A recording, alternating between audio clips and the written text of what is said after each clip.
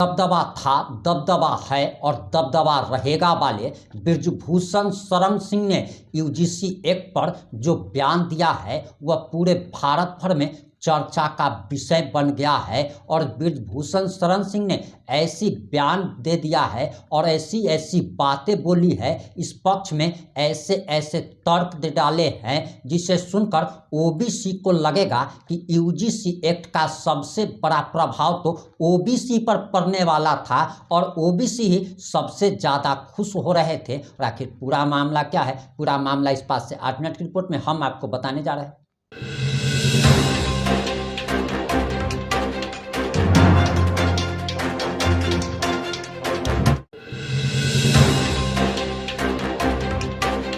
नमस्कार, मैं प्रिंस कुमार सिंह और आप देख रहे हैं पॉजिटिव इंडिया। अगर अभी तक आपने चैनल को सब्सक्राइब नहीं किया है, खबरों से अपडेट रहने के लिए कृपया चैनल को सब्सक्राइब कर लीजिए। और जो लोग ऑलरेडी कर चुके हैं तमाम लोगों को हृदय धन्यवाद। और वापस आते हैं अपनी खबर पर और जरा आप ये वीडियो देखिए।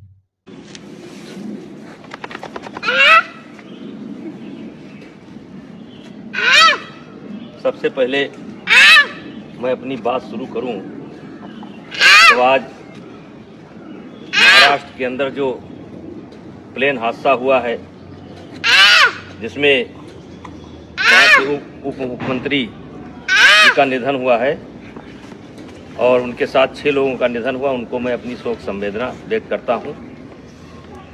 आज कई दिनों से यूजीसी पर एक विवाद हो रहा है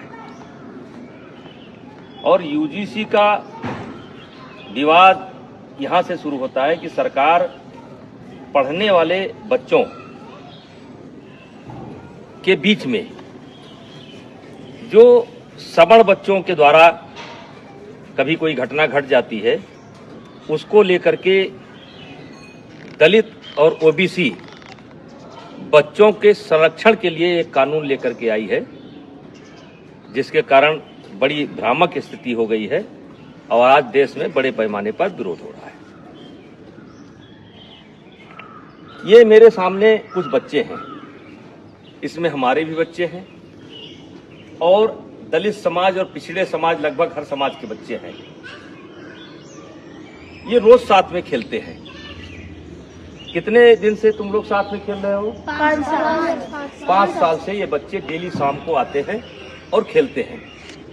फिर इनको कोई नाश्ता पानी? हाँ, जैसे लड्डू मिठाई चाय आम मटर सीजनल, यानी जो घर पर रहता है वो ये लोग साथ में बैठ करके ये नाश्ता करते हैं। ये कोई कानून के तहत नहीं कर रहे हैं, ये कानून के बंदिश से नहीं खेल रहे हैं। ये हमारी सनातन की परंपरा रही है, हमारे नस नस में है। पंडित दीनदयाल जी ने कहा था कि जो नीचे हैं उनको ऊपर लाना है और यही हमारी सनातन परंपरा है, यही हमारी सवर्ण परंपरा है कि जो नीचे हैं उनके साथ भेदभाव ना करना, ऊपर लेकर के आना। इसका मिसाल ये किसी कानून के तहत नहीं हो रहा है। और आज मैं सरकार से कहना चाह रहा हूं कि समाज कैसे चलता है, ये ऑफिस में बैठ करके समाज को नहीं चलाया जा सकता है। समाज को चलाना है तो गांव आइए और गांव में देखिए कि बिना भेदभाव के, बिना किसी जातीय रंग के एक साथ बच्चे खेलते हैं। कोई बच्चा किसी की जात नहीं पूछता है।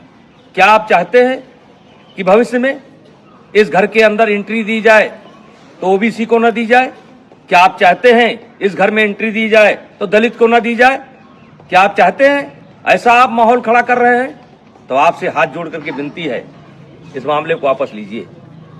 और मैं अपील करना चाहता हूं, सवर्ण समाज से अपील करना चाहता हूं कि इसमें संपर्क करिए ओबीसी के लोगों से। ओबीसी समाज के जो समझदार लोग हैं उनसे संपर्क करने की जरूरत है।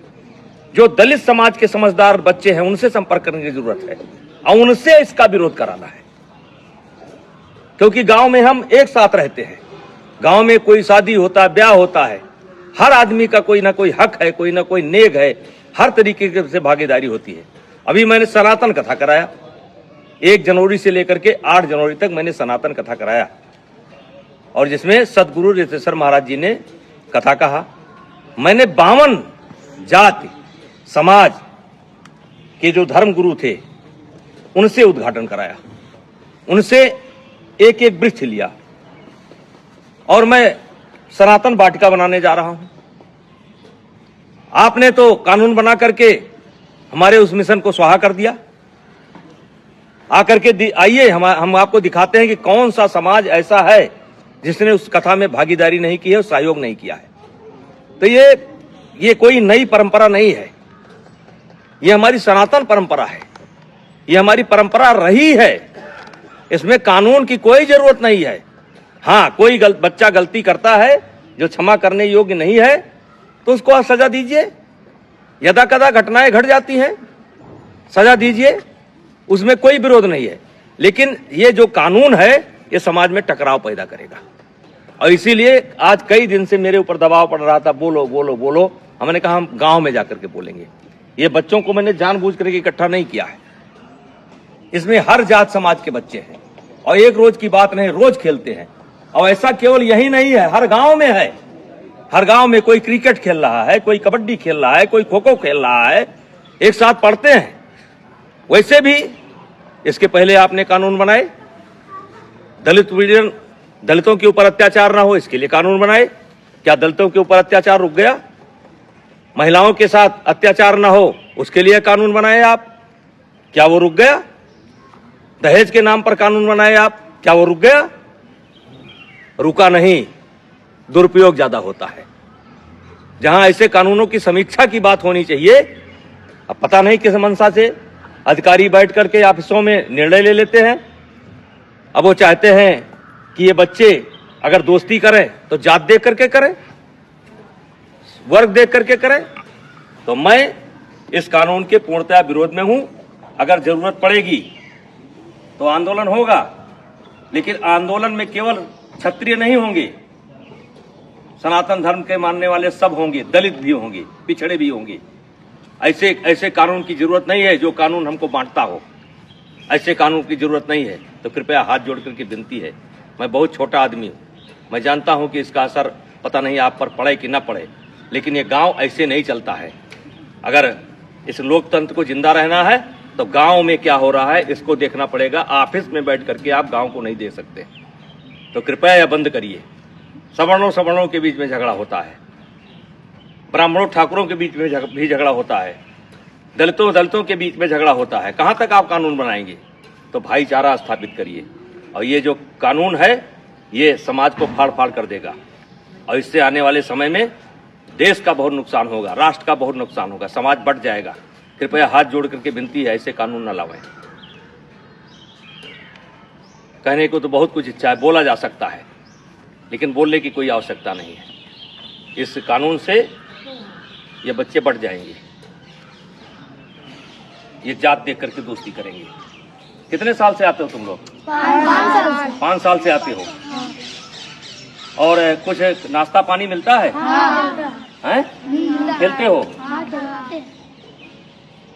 तो मैं जो लोग भी लेकर के आए हैं उनसे कहना चाहता हूं कि ये कानून आपका समाज में भेदभाव पैदा करेगा और ये बच्चे बढ़ जाएंगे और ये देश के लिए अच्छा नहीं होगा। और मैं इस कानून में, वैसे मैं एबीपी का बयान देख रहा था, संतुलन की बात की गई है। इस कानून में संतुलन नहीं है। आपने एक पक्ष को अपराधी बना करके खड़ा कर दिया है और वकील का भी मौका नहीं दिया कि इनका वकील कौन होगा। तो जो गलत करता है उसको सजा मिलनी चाहिए, चाहे क्षत्रिय समाज का हो, चाहे ब्राह्मण समाज का हो, चाहे किसी समाज का हो, वो सजा का हकदार है। उसका कोई समर्थन नहीं करेगा, हमारा कोई समाज समर्थन नहीं करेगा। लेकिन आप ये बच्चों में भेदभाव मत पैदा करिए, स्कूलों में भेदभाव मत पैदा करिए। और मैं फिर अपील करना चाहता हूं दलित समाज के बच्चों को, जो पढ़े लिखे बच्चे हैं उनको अपील करना चाहता हूं, ओबीसी समाज के बच्चों को अपील करना चाहता हूं।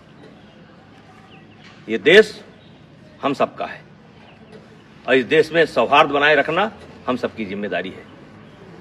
तो कृपया ऐसे कानून का समर्थन न करें। धन्यवाद। अब आपकी क्या प्रतिक्रिया, अपनी प्रतिक्रिया जरूर दीजिएगा। जुड़े रहे हमारे साथ। जय हिंद, जय भारत।